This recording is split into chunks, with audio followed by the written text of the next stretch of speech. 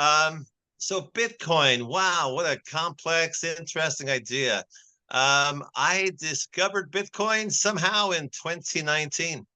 And of course, like many people, I got in for the numbers go up and I put my $1,000 in and it promptly dropped 30%. So so you know how fear can change the way we operate. I quickly sold my Bitcoin and took my loss and licked my wounds. And then I thought, well, that was pretty stupid. So let me I put my $1,000 back in a week or two later and have never looked back.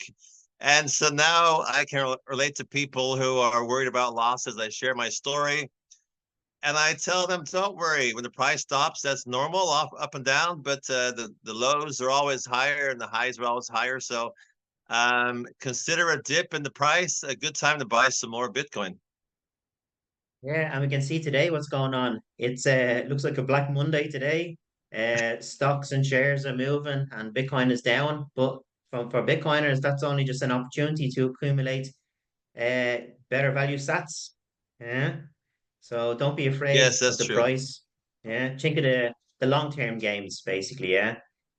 Most people need to realize that, and most people that look at this show know as well that you have to hold it for like 4 years.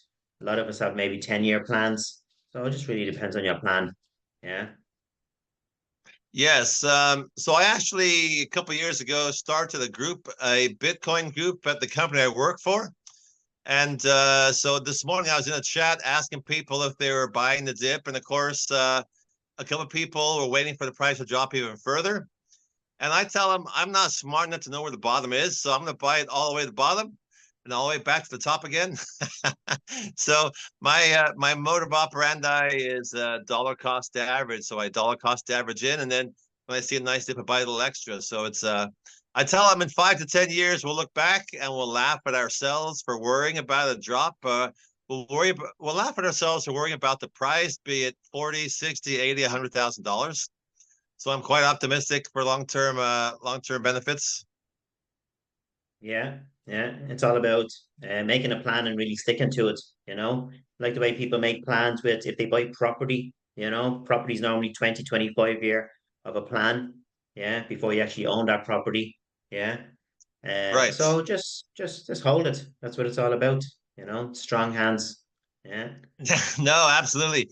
And I tell people most of my Bitcoin play is for leave it to my kids and grandkids. And so actually that worked real well. In an Uber one day, there was an old lady driving Uber. And she thought, oh, the grandkids. So the light bulb clicked on when we mentioned the grandkids. So everybody has maybe a different reason to get in initially or to buy Bitcoin, but they're all good. I mean, not all good, but it works for most people. And I like to share different ideas with people. You never know what might click. Exactly. Exactly. So tell us a little bit, Alan, about your journey that you've been having. And I see you're traveling a lot, yeah, online. Tell us a little bit about the different countries you've been in. I think you were in Costa Rica before, was it? We were talking, and then you were in Actually, it's been a while El since Costa Salvador. Rica. Typically, El Salvador, I make about 2 trips a year. And El Salvador, as most Bitcoiners know, is sort of Bitcoin Mecca. And tremendous change in a country in a very short period of time. Um, each time I go to El Salvador, I meet new people who have moved there from other countries, be it Europe, US, Canada, New Zealand. I mean, it's quite the international melting pot of people who are traveled to El Salvador to further freedom journey. And so I'm always excited to go back to El Salvador. Yeah, yeah. And tell us what it's like on the ground over there. Were you recently in Berlin? I've been talking. I know Charlie Stevens last year. He was at our event in Ireland, the Bitcoin event, and Oh, he's down yes. there now at the moment. And Charlie's doing some great work down there, isn't he? So tell us a little bit about that down there. What's going on down there?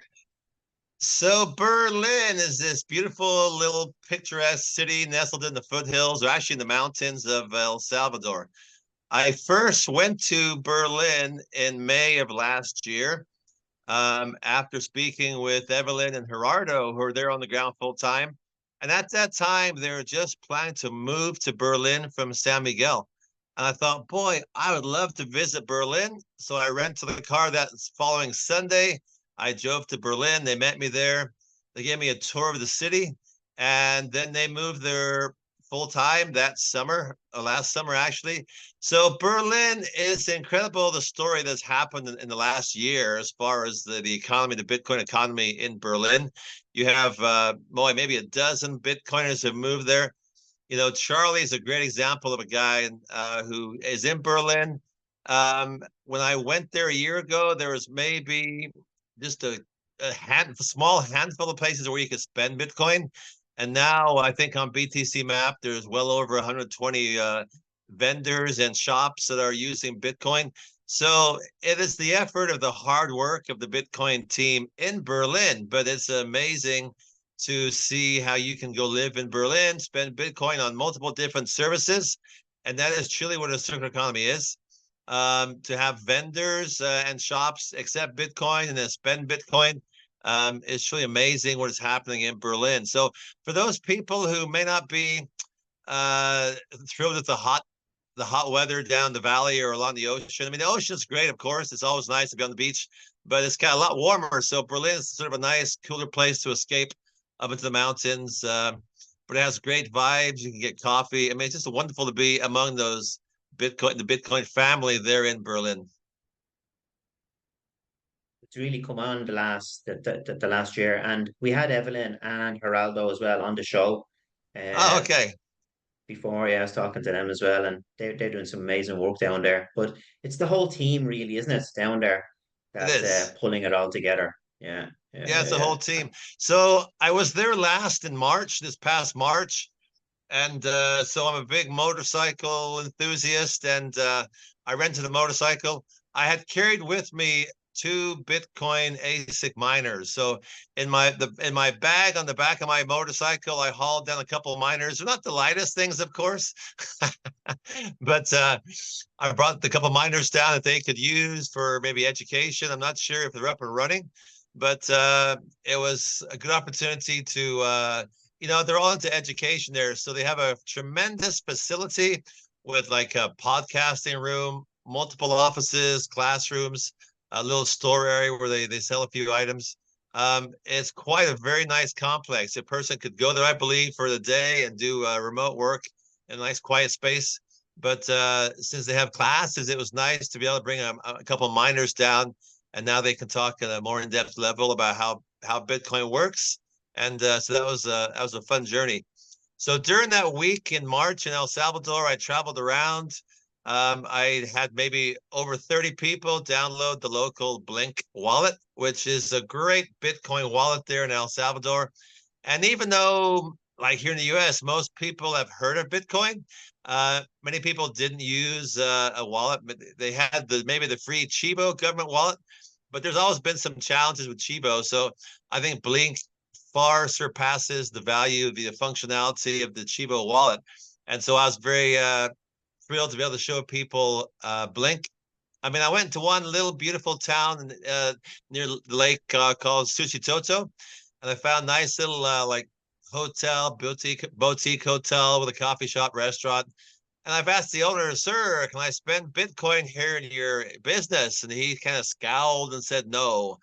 And so then I asked the waitresses, I think they heard the owner scowl. So all the waitresses turned down my free Bitcoin tips. They wouldn't even entertain receiving a tip in Bitcoin. Well, along came two local policemen and they came in, sat down, had a cup of coffee. I thought, well, if these folks won't take Bitcoin, went and sat down to two policemen. Before I left, in about 15 minutes, both policemen had downloaded the Blink wallet and they both took a tip in Bitcoin. So it was sort of I made the best out of an opportunity that was going nowhere. And so it's Yeah. sort of it was good to see the policemen open to it. And then they were very happy to have me show them how the Blink wallet worked and to receive a tip in Bitcoin. So yeah, Bitcoin is an amazing tool. And I just really enjoy sharing the technology with new people. Yeah, that's good. And the thing about it is, Alan, as you know, people just need to be open a little bit to Bitcoin. Yeah. Well, Uh, I think a year or 2 years ago when I traveled all over, most people had heard of Bitcoin, but not all. but not everybody. And now I think everybody has heard of it. It's very hard to find somebody who has not heard of Bitcoin these days. But we're still very early adoption, at least in the United States. Very few people use it, know how it operates or how it works. And so I'm always taking the opportunity to share Bitcoin. We have a little, I live just outside of a small rural community of maybe 1,500 people. And I noticed a sign, oh, there's a new farmer's market in our the park. So I decided to go in and see where could I spend some Bitcoin in the farmer's market. This was this past Thursday, right? And so there was maybe only 6 or 8 vendors there total. And the first 4 people or 6 people had zero interest in Bitcoin. And they wanted to argue how there's no value, all the electricity is wasted. And so, Yeah. but the last 2 people, the one lady was selling candles that she made herself. And so I talked to her and I said, well, I'll buy a candle if I can spend Bitcoin. And so since we're not able to download the Blink wallet in the US, I took her to the coinos.io web browser wallets. And then that works super simple. I was able to give her money for her candle. And the very last stall then was a nice young lady and her family selling like sourdough breads. And so I had talked to them again. And once again, they never accepted Bitcoin, but she did tell me her sister-in-law was a big Bitcoin enthusiast. So I knew at that point, there's no good reason why you wouldn't take some Bitcoin today. And I bought some bread with Bitcoin and she downloaded the same coinosio.io browser wallets. And so I took a picture with myself and them both.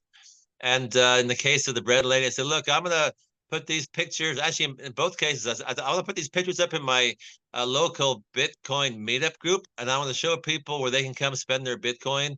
And so this is maybe how Bitcoin is accelerated. So I posted a picture in our meetup group. Here I am with the family who I bought some sourdough bread with Bitcoin. And it's a small farmer's market on a Thursday afternoon. So I encouraged our members to go out and share the love, show some Bitcoin and buy some goods and services. So I think adoption is happening a little slower here than we'd like to see in the United States. But hey, there's some big news on the political event with President Trump endorsing and other politicians endorsing Bitcoin. So things are happening, things are picking up for sure.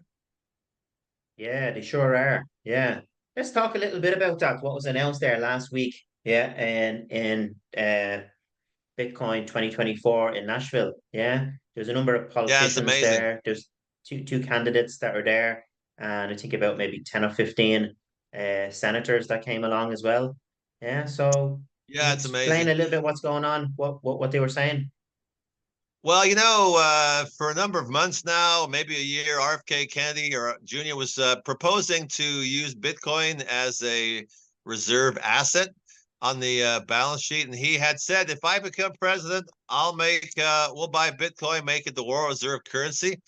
And so he was maybe one of 4 politicians running for president that actually were promoting Bitcoin. He, I think, and Governor DeSantis, Vivek Ramaswamy, and there was a 4th one. But the fellow from Miami who dropped out, Suarez, dropped out early. But here you had 4 candidates maybe a year ago promoting Bitcoin. And roll forward, at about that time, I think President Trump had boohooed Bitcoin as not being a viable. He preferred the dollar. So he made it pretty evident, I trust the dollar. I like dollars. And he sort of boohooed Bitcoin. So it was quite surprising to see his turnaround. And now he endorses Bitcoin. I think at the conference, he proposed that he would put a law in that the U.S. would not sell the Bitcoin we have, maybe 200 plus thousand Bitcoin the U.S. government has taken from bad actors, so to speak. And so his goal was to not sell the Bitcoin and add to it and make it, keep it in the reserves. Then you had, for example, Senator Lummis from Wyoming, who she was quite bold, maybe the bullish of them all, saying how she wanted to buy a huge amount of Bitcoin, like 20% of the whole supply of Bitcoin, and keep it as for a number of years, and then use that to pay off our national debt.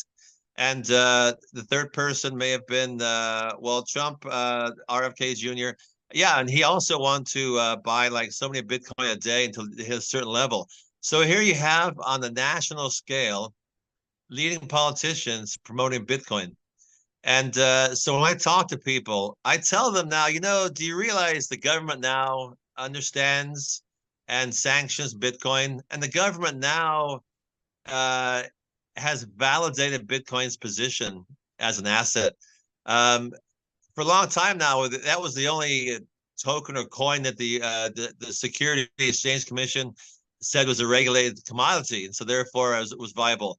And then roll January came along, and the exchange traded funds, the ETFs, were approved. And I tell people, there are billions of dollars now flowing into Bitcoin, and it's reached its position where everybody should have some. It's no longer is Bitcoin too risky to own. The bigger risk to people should be not owning Bitcoin. So I love it when I tell people, Wisconsin, the state of Wisconsin now holds Bitcoin on their balance sheet, and as do many banks and institutions. Um, so it's amazing what people, for example, I live in California here. The city of Santa Monica, I believe the firefighters union has Bitcoin as in their on their balance sheet. They've also opened the Santa Monica Bitcoin office. So it's very interesting for a city to have a Bitcoin office. So Bitcoin is picking up steam. I tell people, get on the bandwagon before the price goes too high. And of course, people always counter with, oh, I can't afford a Bitcoin. It's too expensive. And I tell them, that's okay. I can't either. But I say, how many pennies in a dollar? 100. Okay. In one Bitcoin, 100 million small units. We call them Satoshis. I said, you can buy a penny's worth, a nickel's worth. You can buy very, very, very small units. You don't have to buy a whole Bitcoin at a time. I tell people I buy every week a small amount of Bitcoin, so it's whatever you can afford. But I tell people that, I'm offering you a tip in Bitcoin today. And it's up to you. You can say yes or no, but I'm pretty sure if you say no, the day will arrive when you'll be kicking yourself. Man, I had an opportunity to get some Bitcoin back when that guy named Alan talked to me. So we have a good laugh about that. Yeah, yeah, definitely, definitely. I think it's really down to education though as well. I know a lot of people have heard about Bitcoin now, but it's really about if you maybe understand what's going on and how inflation is making people poor and still stealing your time and your energy. Do you want to talk a little bit about inflation, about what's going on with the money? Yeah, and why people should really be looking at Absolutely. Bitcoin to protect themselves from that. Yeah. Yeah. It's interesting how the government says, well, we're down to maybe 3%, or they keep touting this very small number. But I tell him about a British newscaster I saw on video, and he was showing people the graph.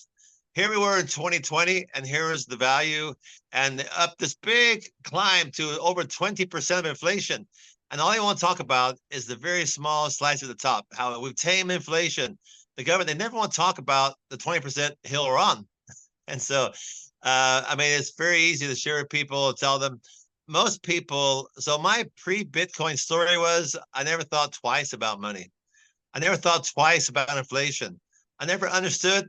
Honestly, I didn't really think or care much about it. It just was one of those tools you use to buy goods and services, money.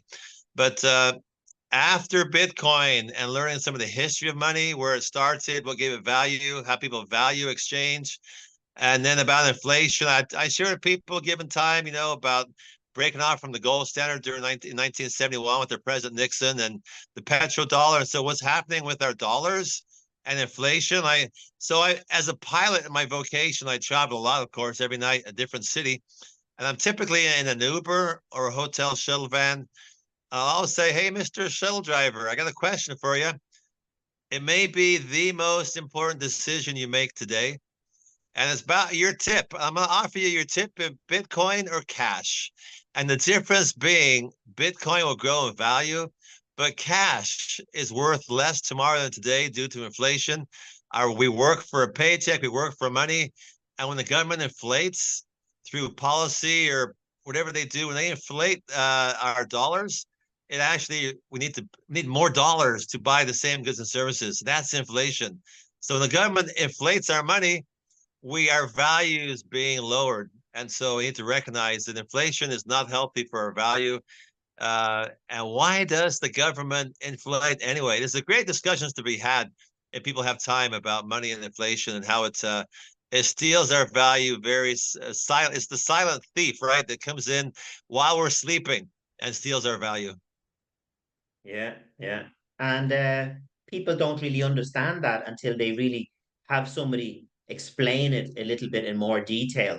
Yeah. And then I think that Exactly. once they really get that aha moment and that light bulb moment in their head that most people are working between, I've done a calculation, between 60 and 80,000 hours in their life, Mm. right? That's what we spend working when you put in when you most people are working for 45 to 50 years in their lifetime. Yeah. And they're being compensated in this thing called money. Right. But unfortunately, most people won't spend maybe even 100 hours of that 60 to 80,000 hours to understand that what they're getting compensated in, yeah, is going down in value over time instead of actually up in value over time. That's why things are getting harder and harder for everybody out there. Yeah.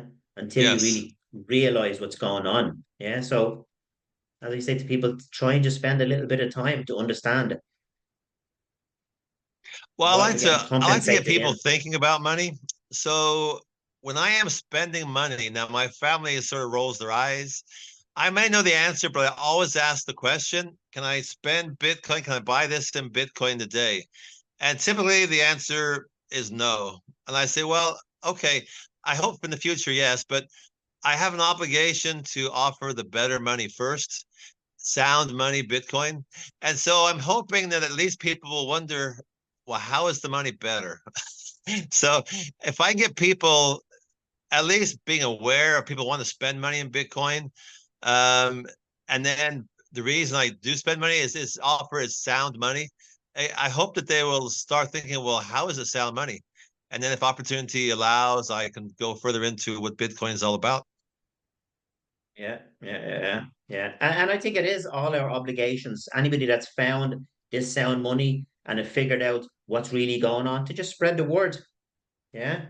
And that's Yeah, what that's most true. Bitcoiners do. We just try and help our friends. We try to help people around us. But unfortunately, sometimes our friends run the other way. But as we all know, everybody's going to find Bitcoin at some stage in their life, and Right. And sometimes uh, it takes two or three touches for Bitcoin. I mean, I've been in multiple vans rides without a hotel in a given city, and I bring up Bitcoin, they'll say, "Oh yeah, you're the Bitcoin guy, right?" So I've taught them before, and hopefully two or three times down the road that they'll use Bitcoin. So I love to share with people how Bitcoin helps other people. I mean, it's more than money, right? It's a tool to send value. For example, I love the Strike app. We use Strike here in the U.S. And so I had a friend from Nigeria at my house, and I told my friend, "Hey, Churchill, do you have a local bank in Nigeria?" He said, "Yes." I said, "Do you ever send money home?" "Yes." "Do you use like Western Union?" "Yes." I said, "Well, I want to test this out. I've got this little app called Strike with some money in my account. And so it says I can send money globally. So let's try it." So I tapped on global. I found Nigeria. A list that I found the bank he has account at. We entered his account. And so I was able to send dollars from my bank, my Strike account, over the Bitcoin payment rails directly into his local bank, and he received Naira. I said, look, now there's no longer a need for you to use Western Union. And that's going to save you real money because over time, I mean, it is real money every time, but it builds up. It could be a lot of real money over time. So I just love sharing how Bitcoin is very functional for us on a day-to-day basis. Um, I tell people, for me, it's an investment primarily in the future, and it allows me to get off of the money system. Um, I was approached one day by a fellow at my company, and he's in our little Bitcoin group at the company I have put together. And he asked me, "So, Alan, why are you so passionate about Bitcoin?" And I say, well, for two reasons. One, our money system's failing.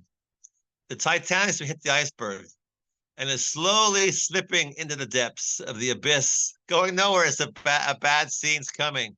So I want to throw out life rings and tell people, hey, here's a life ring, and at least make them aware of an option to get off the sinking ship. And then also for the second reason, I love sharing the technology. I mean, It's incredible technology. So as I'm offering people a Bitcoin tip, they'll ask me, so Alan, why are you giving away your money? Because they know it's my money from my bank account. I say it's real simple. This technology is beautiful. And my wife may buy a cup of Starbucks for $4 or $5, and she'll enjoy her Starbucks. But I'll give two people Bitcoin. I'll spend some time. I am I guarantee I'm having more fun sharing Bitcoin than she is sipping her coffee. So I think like Bitcoiners as a whole, we're a very generous group of people, and we like to share the wealth and share the danger, upcoming danger, and get people off the sinking ship, the sinking fiat ship. Yeah, and it's sinking. It's sinking. It wasn't sinking as fast before, but it's sinking You're right. faster now. Since 2020, it's really sinking. So people need to be aware. Yeah. And in some countries, it's So sinking even faster than where are yes, sinking in the West. so I tell people our own Jerome Powell was. I saw maybe a little video clip from a year ago, and he was quoted as saying, "Yeah, we may have one or more world reserve currencies." So for the here in the U.S., people think we're invincible. The money's always going to be here. And I say, even Jerome Powell, I'm surprised he said it out loud, the part that many of us thinking ahead, thinking quietly. But he said that we may see one or more world reserve currencies. So I think our days as the dollar being the world reserve currencies are numbered. I think our government recognizes that. And what to do is a whole nother story. I mean, we're now across the $35 trillion debt, national debt, which is a staggering amount of money. And maybe a year or more ago, somebody was quizzing Janet Yellen, and they asked her about that. And she says, well, they asked her about what we're doing is $50 trillion. And she didn't blink.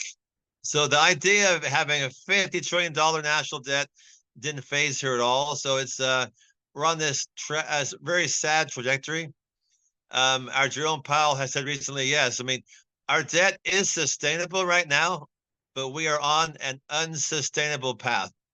And so I'm very curious at the upcoming elections, what Kamala Harris will have as her plan to help the U.S. economy get off this this very bad track. I'm not hopeful she has any good answers, but I hope some brave reporter will ask her, "How are we doing it? What do you do to fix this unsustainable path that we're on?" We'll see. It's going to be an interesting couple of months, all right, coming up to November. And Yes, it is. very, very interesting. And as well for the whole world, yeah. A lot of things as well are escalating a little bit more. Yeah. We don't really like to get into politics, but we have to be aware of what's going on now at the moment with what's going on globally around the world. Yeah. And today we mentioned a little bit, there's a big crash at the moment with all the stock market and the markets, and it's looking like a Black Monday. Yeah. The markets just opened up there an hour and a half ago in New York. So it's going to be an interesting day. Yeah. Right. I know Well, Japan, the yen, there's a problem with the yen over there. So let's just jump into a little bit about that. Yeah, Alan. sure. Well, I'm not real adverse in the world currencies, the yen. I know, for example, like the digital money that has been proposed. So you have digital money in Nigeria. The people rejected it, don't want it, and that's the challenge for the government. As far as Japan, I mean, I think it's Greg Foss who says that the U.S. dollar is the best looking horse at the glue factory. So all these currencies are failing.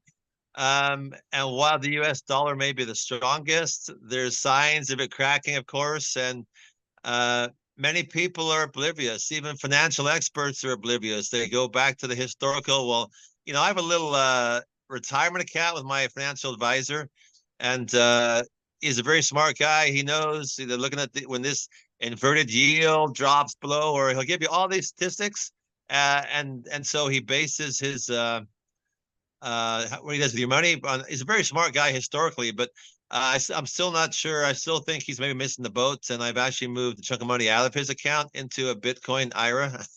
So I tell people, save your money. I mean, Michael Seller says it best: only invest what you cannot afford to lose, right? So in Bitcoin, but yeah, the world's a mess. But I think as people travel, it's picking up an adoption. This past February, I was able to, with my wife and sister, to go on a medical missions team to Nigeria. So we were part of a team of doctors and nurses went to Nigeria.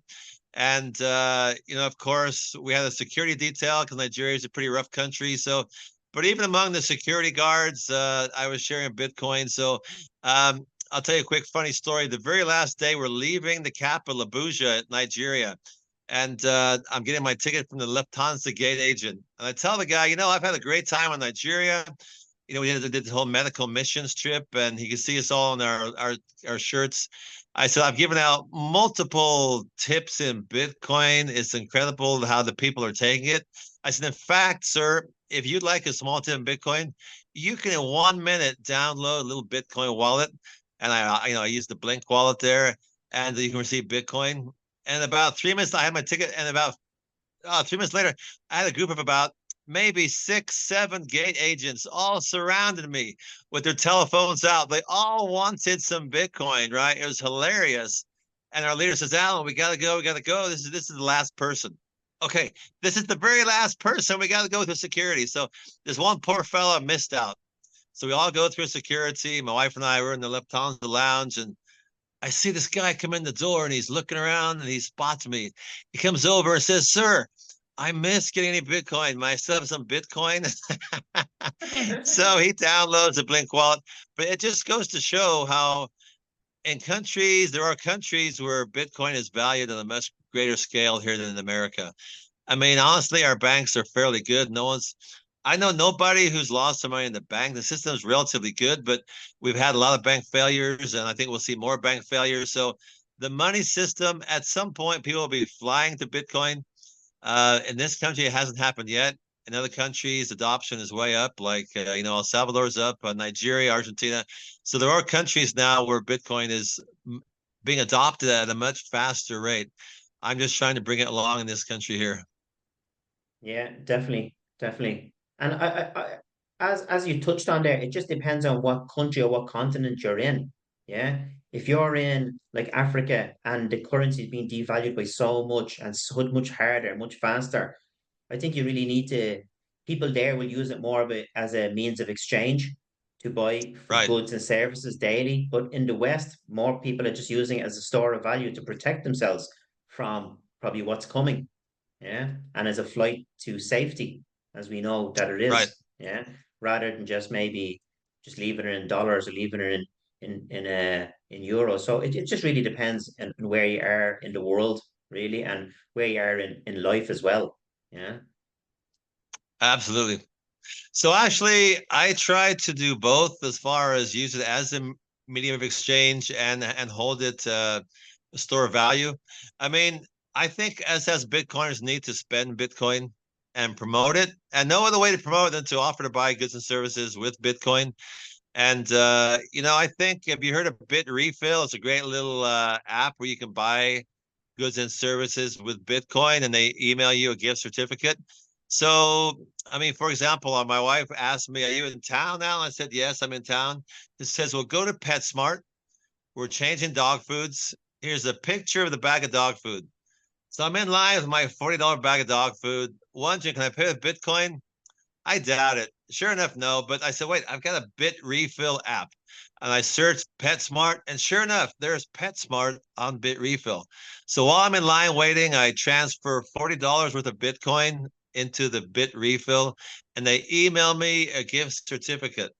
And so now I'm at the cash register, and I say, Sarah, can you scan this code on my email to pay for the dog food? Sure. So she scans the code. I said, look, Sarah, I just paid for my dog food with Bitcoin. So I get a quick picture of myself, my bag of dog food, and Sarah. And we have a good laugh. So I like to raise awareness for people. It is a very functional item. You can spend Bitcoin, live on Bitcoin. I have a good friend who divorced her bank, and now she lives on Bitcoin. And I tell people, if you spend Visa, you can spend Bitcoin because you can actually load Visa into a Bitcoin wallet or use on put on Visa, and you can actually go spend Bitcoin. So, yes, Bitcoin. When people get hung up on there's no value in Bitcoin, I say no, no. There's tremendous value in Bitcoin. Let me tell you what I buy for Bitcoin, goods and services wise. I've been to two separate motorcycle mechanics. and I've got to introduce them both to Bitcoin. Now they take Bitcoin payments for services. So it's a very functional item. I love the investment side of it, but I think the functionality is equally good. And I mean, things are slow here in the US. We've almost closed up ways to buy Bitcoin. It's hard to find non-KYC Bitcoin, know your customer rules Bitcoin. Um, but whenever possible, I like to show people on a practical level, you can live on Bitcoin if you wanted to. Yeah, you sure can. You sure can. It's just a matter of finding out how to do it, and it can be done. Yeah, it can be Yeah, done. so there where you are, Lar, do you find do you have opportunities to spend Bitcoin or promote in stores and things? Everywhere I go, I ask people, do they want to take Bitcoin or do they accept it? To do nothing about it. Now, the majority of people, as we know, don't want it. But I try to explain to them a little bit about it myself, and I just tell them about if they do. Sometimes they do be at markets, and I just get them to download the wallet of Satoshi. It works very well over here, and at least they can download that, and then they can I can transfer them through Lightning, Bitcoin straight away. Yeah. So that's one way I kind of, and then any country I go to, whenever I'm on holidays or I'm traveling anywhere, I'm always trying to talk to people about Bitcoin, yeah, and how especially the shopkeepers and everything, yeah. And but in Ireland, there is a few places. It's not as what it will be in the future, but it's all starting. As we know, it's all just gradually, and then suddenly. But I can see probably in the next 2 or 3 years, this thing is just going to blow up completely. Yeah, especially with all the things that are going on around the Right. world and what's happening. And I think as well, when you get into this and you start learning about Bitcoin, it opens up your mind to all the macro stuff that's going around as well, doesn't it? Right. Do you want to jump into a little bit about that? What you've seen and what you've come to learn over the last couple of years? Oh, as far as what now? As far as the macro, what's going on in globally around the world. Yeah, because a lot of people have been thinking normally, and like myself, as for years I was only looking at what was going on in my own country, yeah, or close by in my town. But since I discovered Bitcoin, I'm learning more about what's going on around the world. And when you know what's going on in the world, you can actually see what's coming towards your town or towards your own country. Absolutely. Um, and so, given the chance, I'll throw in a story here and there from my travels, be it to Nigeria, be it to Europe, or be it to El Salvador. And I tell people worldwide adoption is happening, and now it's happening at a much faster pace. Whereas a year or two ago, people heard about Bitcoin as very little adoption, maybe. Well, there's been a lot of adoption, but most people are not aware of it. And so, as I tell people, in the U.S., for example, our currency is relatively sound. It looks like on the surface, until you scratch the surface and learn about inflation and learn about how the government, what they do with their money, how they steal our value. But I tell them worldwide adoption is happening, so it's actually part of my story. And I tell them when I went to, like, for example, to Montenegro a year ago to volunteer and teach English. I found a guy online in a Telegram group who agreed to meet me in a little French cafe, and he agreed to exchange some Bitcoin for euros. Now, I could have got euros at the airport. I wanted to have a one-on-one interaction, peer-to-peer interaction, the way Satoshi would have approved, right? So I found this guy. We met at the coffee shop. We exchanged Bitcoin for euros. And the waiter, I then tipped the waiter in Bitcoin, his first Bitcoin. He used the wallet Satoshi at that time. And my new friend says, wow, I've never seen someone do that. I should start doing that, right? So absolutely. So as we have our opportunities to travel, be in our city, our state, around the world, I love showing people what Bitcoin does, how it helps people. And the macros, it's incredible to learn about the de-dollarization efforts taking place. Most Americans I talk to have never heard of the BRICS nations. And so there is an educational aspect that I have to apologize to people. I could talk for hours about Bitcoin. I mean, Bitcoin Well, is an amazing technology. And so, given the chance, I sort of weave all these threads into my story, right? And I think as a Bitcoiner, we all have a story, and we all have a reason why we like Bitcoin, got into Bitcoin. But I encourage people always to travel. Go to a country where you're not don't know the language or you're out of your comfort zone. Um, and so I think it's great for people to be aware of what's happening outside of their own borders.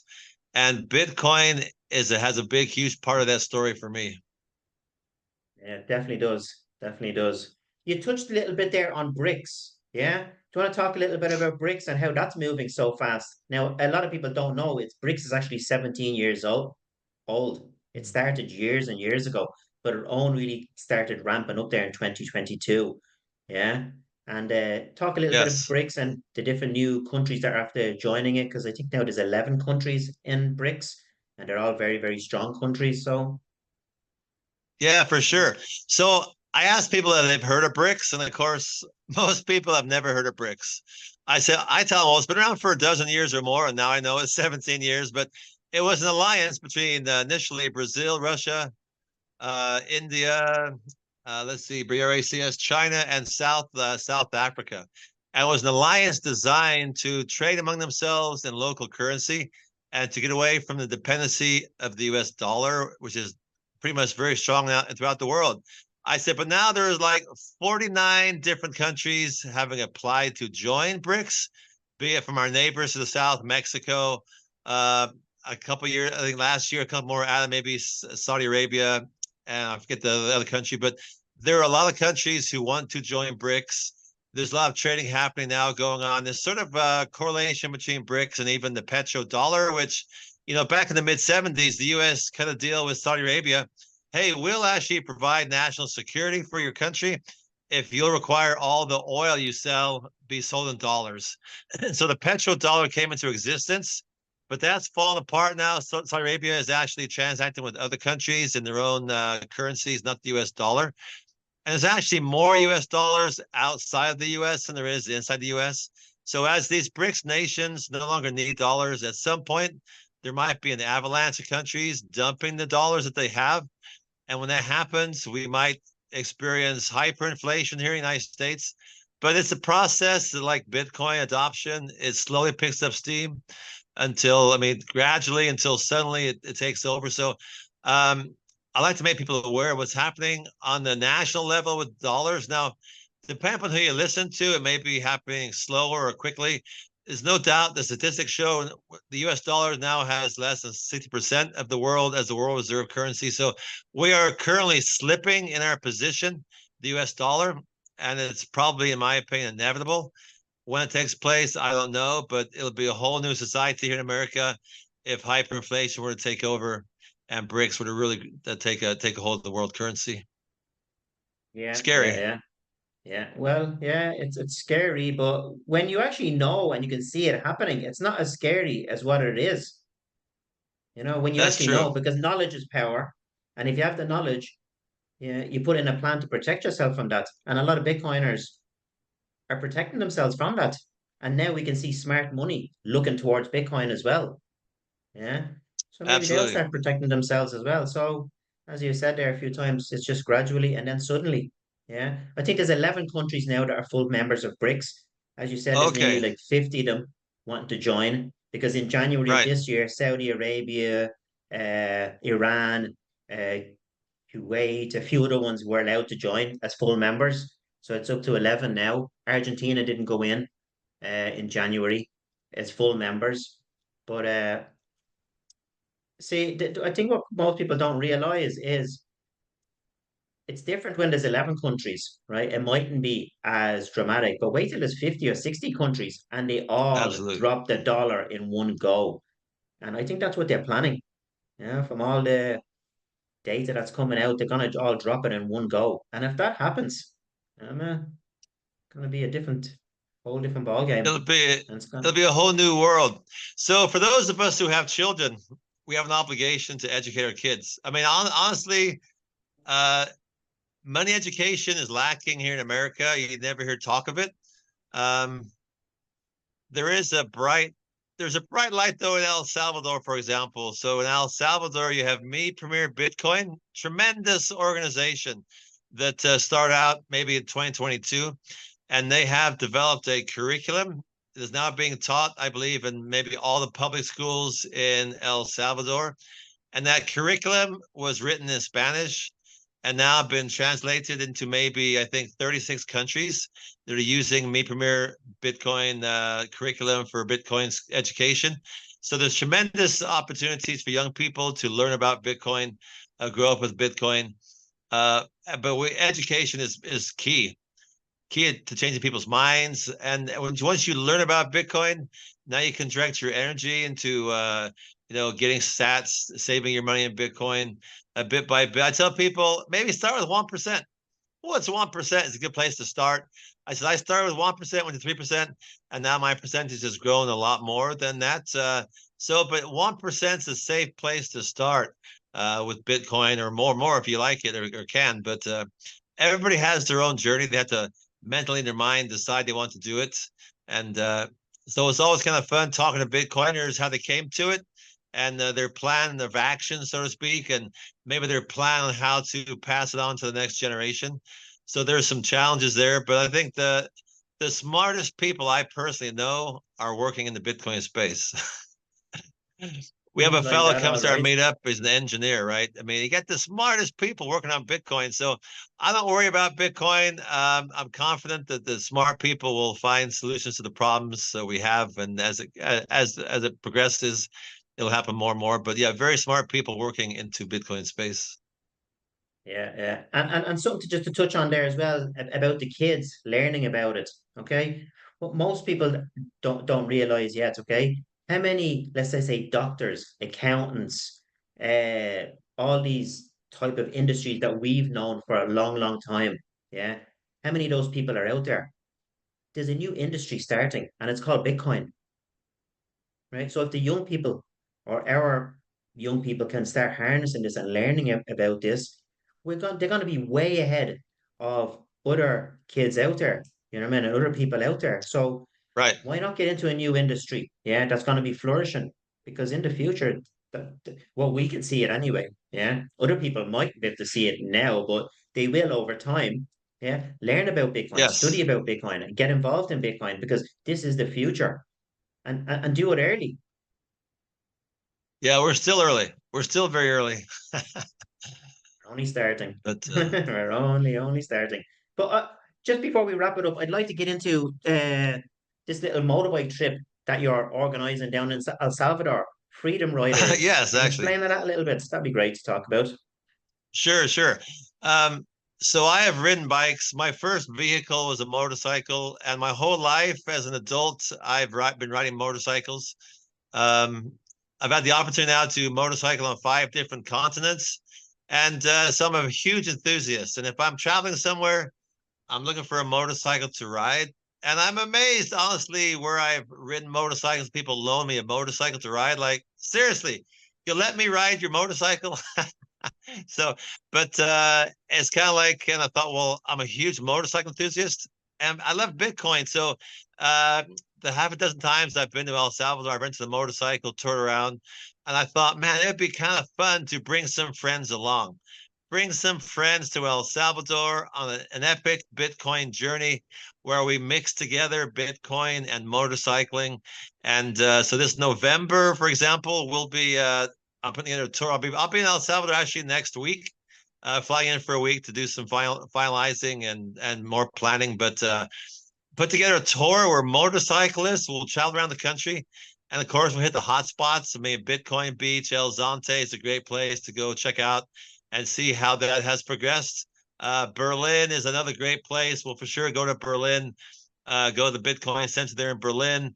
I have several other activities I'll put together, which I'm sort of waiting until close to the time to tell the guys, or I want people to say, wow, this sounds like an epic motorcycle tour.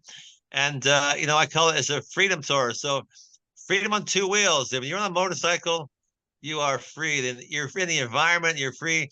I tell people a guy could be out of sorts with his wife. I mean, a couple times I've been out of sorts with my wife in life, and I hopped on my motorcycle, and your troubles sort of just melt away, right? It's just sort of like you forget your troubles. It's a very freeing experience.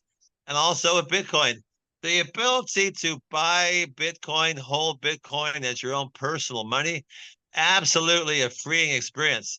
So why not put together Freedom Money? We're Freedom on Two Wheels in Freedom Country, El Salvador. So I'm very excited what's happening, and we'll have a great time come November. Yeah, that's gonna be amazing, all right. And then in November as well, is adopting Bitcoin as well? Yeah, on the same Yeah, time so we in November. actually scheduled a tour to follow the Adopting Bitcoin conference. So that'll be in the middle of November, and then the following week we'll do our motorcycle tour. Adopting Bitcoin, it's a great conference. I'm not sure if you had a chance to go, but this will be my fourth one. I've been to all four of them. And it's fantastic to meet people from all over the world interested in worldwide adoption. They bring stories of what they are doing in their own countries of Bitcoin, and it's great to see how they are motivated to change the world through Bitcoin. And it's just a global conference. And you've probably been to a conference or two. You know how it is. You meet the speakers, you meet the movers and shakers in the space, so to speak, are available to talk to, and then make contacts outside of the conference, or you make them in the conference, but contacts that you'll follow a lifetime. And people you'll meet, and for example, I'm always meeting people and telling people, "Well, come stay with me in California." So a couple of weeks ago, I got a phone call from a Lee, and Lee, he used to work with Bitcoin News. Hey, Alan, I'm coming to California. I said, sweet.